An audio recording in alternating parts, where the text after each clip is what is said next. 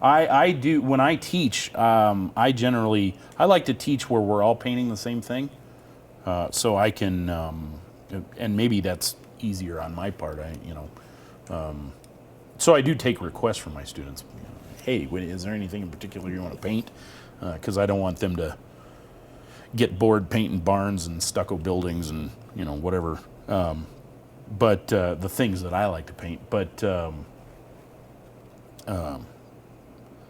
I generally will do a sketch. I'll have a photo that we'll work from, and then I'll do a sketch so that they can see kind of how I worked out compositional problems, and it's also a value study. It's always in black and white, but it's a value study, so I can show them, okay, this is where darks are going to be, this is where lights are going to be, and they can kind of get an idea of how that's going to work. And if that runs together, that's okay.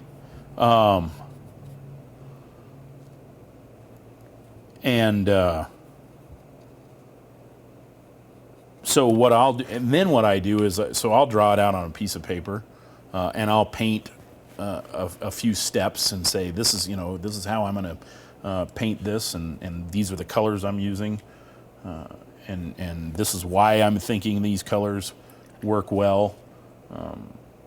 Sometimes I don't answer that question, but because it's just maybe muscle memory. I'm like, oh yeah, those two colors work really well together.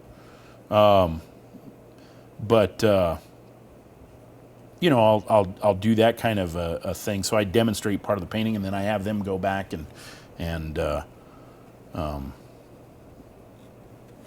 draw out their own thing on their own piece of watercolor paper, and